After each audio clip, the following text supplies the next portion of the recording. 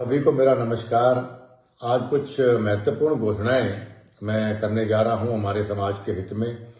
हमारा समाज हमेशा, हम सभी जानते हैं कि अहिंसा का पक्षधर रहा है, पर्यावरण प्रेमी रहा है, जीव रक्षा का अहम रक्षक रहा है।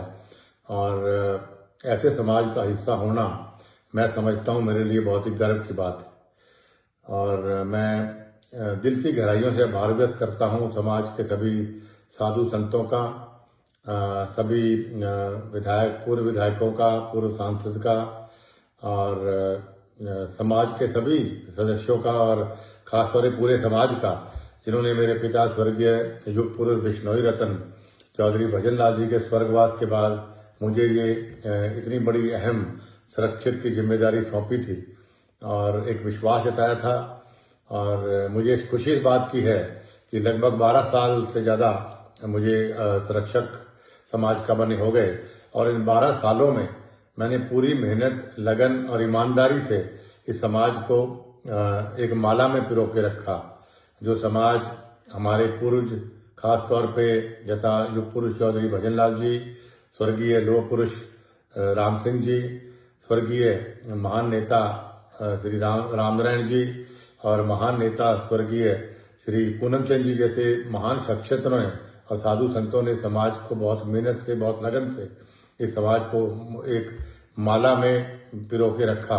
तो मेरा भी वही प्रयास रहा कि इस समाज को न केवल माला में पिरो के रखें, बल्कि एकजुट रखते हुए इसको और बुलंदियों तक लेके जाए।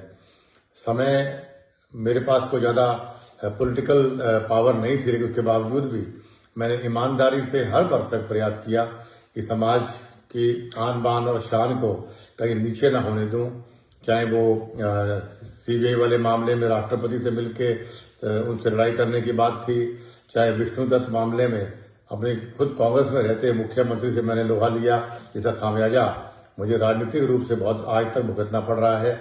चाहे दिल्ली धर्मशाला में पिताजी का साथ देकर उसको बढ़वाने की बात हो, चाहे हरिद्वार धर्मशाला की बात हो, चाहे गुड़गांव धर्मशाला की बात हो, चाहे पंचकुला धर्मशाला की बात हो, चाहे अभी जयपुर की धर्मशाला की बात हो, चाहे कि कुछ हमारे साथियों को राजनीतिक रूप से चाहे टिकट दिलाने या मजबूती देने की बात थी, या हमारे राजस्थान, हरियाणा कहीं के भी समाज के नौजवानों को सरकारी या गैर सरकारी रोजगार दिलवाने की बात थी, या सरकार के और किसी काम में बढ़ चढ़ कर मंदिरों के निर्माण की बात हो, या जहाँ भी मेरी जरूरत पड़ी समाज को इन 12 सालों में मैंने मन से, ईमानदारी से मेहनत की।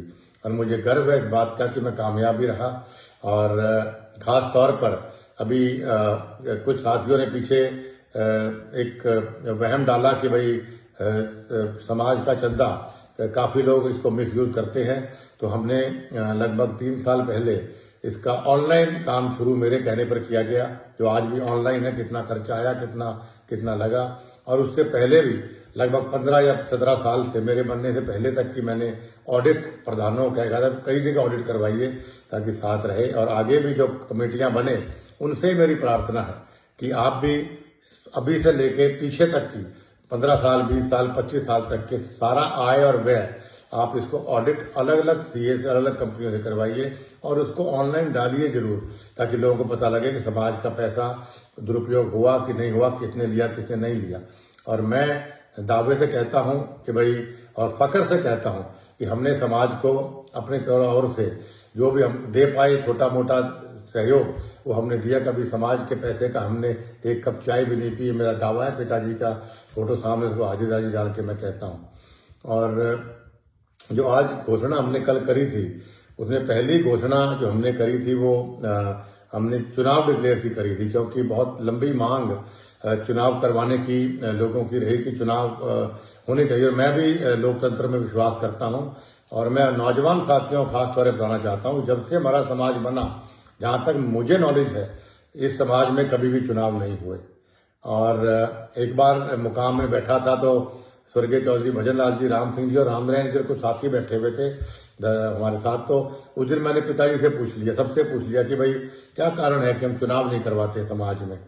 तो एकमत होकर सबने ये बात बोली कि जो समाज अगर सर्वसम्मति से कोई फैसला करता है, उससे बढ़िया कोई फैसला नहीं हो सकता कि एकजुटता रहती है समाज के अंदर। इसलिए और जिस दिन एकजुटता नहीं रहेगी उस दिन चुनाव कराएंगे, ताकि सर्वसम्मति नहीं बनेगी, चुनाव होने चाहिए। तो सर्वसम्मति बनती आई, लेकिन फिर भी पिताजी के स्वर्गवास के बाद और उनके बाद लोगों की मांग पर 2014 या 15 में, मुझे ईयर याद नहीं है, हमने चुनाव करवाए पूरे लोकतांत्रिक तरीके से। और उसके बाद मैंने जब सारे इलेक्टेड मेंबर्स ने कहा कि हम आपसे मिलना चाहते हैं मेरे घर पे, मैंने उनको मिलवाया। उस दिन काफी बारिश भी हो गई थी, तो उस दिन मैंने देखा कई धड़े बनने शुरू हो गए कि भाई प्रधान मेरा आदमी बनने, ऐसे बने वैसे बने। जब मैं अलग अलग बुला के बात करा था उस टाइम पे मैंने ये महसूस किया। तो फिर मैंने फिर सब लोगों से जब चर्चा की, मेन प्रतिबुद्ध लोगों से, तब उन्होंने कहा कि भाई फैसला इस तरह झगड़ा करेंगे समाज में बहुत धड़े बन जाएंगे और आपसी फूट समाज के लिए शुभ नहीं। तो उन्होंने मेरे ऊपर छोड़ा। तो उस वक्त मैंने फिर हीरा राम जी को, उस वक्त अध्यक्ष, सभी की राय देके मनोज से काफी लोगों से मैंने पूछा कि भाई किसको अध्यक्ष है। सबने कहा कि ये ठीक है, ये नाम हमने कुछ रखे। तो हीरा राम भवाल जी सबसे अच्छे ईमानदार व्यक्ति थे, उनका नाम सबने कहा, तो उसको हमने अनाउंस किया। और उसके बाद कोविड आ गया, तो कोविड 1 कोविड 2 आया, तो ये इलेक्शन आगे जाता रहा।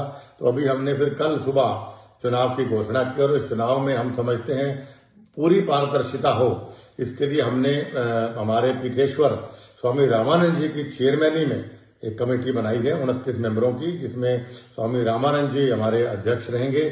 चुनाव करवा, उनकी देखरेख में चुनाव होगा। और उनके साथ अखिल भारतीय बिश्नोई महासभा के हमारे राष्ट्रीय अध्यक्ष जो परशुराम जी हैं, वो उनके साथ वाइस चेयरमैन होंगे। साथ में 27 मेंबर्स होंगे। और श्री SK बिश्नोई जी जो बहुत ही प्रसिद्ध समाज सेवी भी हैं, लॉयर भी है हमारे समाज के, लीगल ओपिनियन के लिए उनको सबसे राय लेकर हमने नियुक्त किया। और इन सभी से मेरी प्रार्थना है कि 1 मार्च मतलब फागुनी मेले से पहले हमारा नया कमेटी बन जानी चाहिए, चुनाव पारदर्शिता से होकर, और नया अध्यक्ष भी बन जाना चाहिए। और मेरी सभी जो नए इलेक्ट मेंबर होंगे उनसे मेरी हाथ जोड़ के प्रार्थना है, प्लीज आप ऐसा अध्यक्ष चुनिए जो अध्यक्ष जो समाज का जोड़ने का काम करे, तोड़ने का काम ना करे। जो अध्यक्ष 29 नियमों को अपना सम्मान करता हो, जिसके लिए समाज सर्वप्रिय हो स्वार्थ से ज्यादा, ऐसा अध्यक्ष आपको चुनना चाहिए। जो नशा ना करता हो, जो अध्यक्ष माँ और बेटियों को अच्छी तरह से देखता हो और ईमानदार अध्यक्ष हो, उस आदमी को आप अध्यक्ष चुनिएगा। हमारे समाज के भविष्य और बच्चों के भविष्य का सवाल, ये मेरी पहली प्रार्थना भी है, पहली घोषणा भी हमने कल इस बात की हमने करी थी कि भाई हम चुनाव डिक्लेयर करते हैं। आज से चुनाव की प्रतिक्रिया शुरू, सारा का सारा पावर स्वामी रामानंद जी के पास है। स्वामी रामानंद जी की देखरेख में सारा चुनाव होगा। उनसे प्रार्थना जल्दी से मीटिंग बुलाकर वो अपने आगे चुनाव की प्रतिक्रिया वो शुरू कर दें।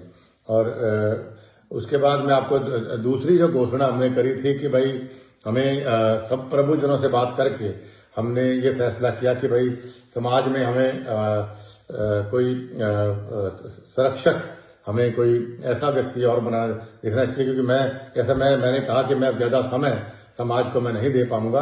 तो हमने यही बात कही कि भाई तो फिर किसको हम संरक्षक का रूप दिया जाए। तो सभी ने एक मत होकर कहा कि स्वामी रामानंद जी जो है सबसे हमारे पीठेश्वर भी हैं, और चाहे हिंदुस्तान हो चाहे विदेश तक उनके बहुत सम्मान लोग करते हैं, और उनको सारे हमारे समाज का ज्ञान भी है और बहुत लंबा तजुर्बा समाज पे है। उनकी तो दर्शन मात्र से सबके पाप खत्म हो जाते हैं, सबके कष्ट खत्म हो जाते हैं। तो उनको मैं समझता हूँ उनसे बेहतर संरक्षक के रूप में कोई होना चाहिए। सबसे राय लेके हमने स्वामी रामानंद जी को संरक्षक हमने नियुक्त किया है, और ये भी एक फैसला हमने कल किया था। और बाकी जहाँ तक मेरी बात है, मैं अपना यही कह सकता हूँ कि मैं कभी पद का लालची नहीं रहा। सभी जानते हैं कि 2000 जब मैंने ऐसी देर की बात उठाई थी, तब मुझे कांग्रेस पार्टी ने लालच के रूप में केंद्रीय मंत्री की पेशकश की थी। मैंने सारे अखबारों में छपा था कि मैंने उसको डिनाई किया था। फिर डेप्यूटी CM की मुझे पेशकश की गई थी। तो मैंने कहा कि भाई मैं बिकाऊ, कुलदीप बिश्नोई और बिश्नोई समाज का कोई भी आदमी बिकाऊ नहीं हो सकता। तो मेरे लिए सिद्धांत सर्वप्रिय हैं। तो मैंने कभी भी, मैंने वो भी केंद्रीय मंत्री पर ठुकराया, फिर मैंने उप मुख्यमंत्री पर ठुकराया। उसके बाद मुझे पहले अखिल भारतीय बिश्नोई महासभा का मुझे अध्यक्ष नियुक्त किया गया। मैं बनना नहीं चाहता था, लेकिन मुझे जबरदस्ती बनाया गया। तो मैंने चाहे लेके साल या सवा साल में मैंने खुद इस्तीफा दिया। और उसके बाद बहुत ही प्रसिद्ध और बहुत ही पॉपुलर मलखान सिंह जी अध्यक्ष बने। और उसके बाद पिताजी के स्वर्गवास के बाद सर्वसम्मति साधु संतों ने और सभी लोगों ने मुझे अखिल भारतीय बिश्नोई महासभा का संरक्षक नियुक्त किया। तो मैंने तुरंत प्रभाव से अपना इस्तीफा भेजा। रिकॉर्ड की बात है, उस वक्त की कार्यकारिणी से पूछा जा सकता है। मैं लिखित में कहा कि मैं संरक्षक नहीं बनना चाहता हूं, मैं ऐसे पद पे नहीं बैठना चाहता जहां चौधरी भजन लाल जी जैसे महान विभूति बैठे हों। मैं तो उनके मुकाबले में कण भी नहीं हूं।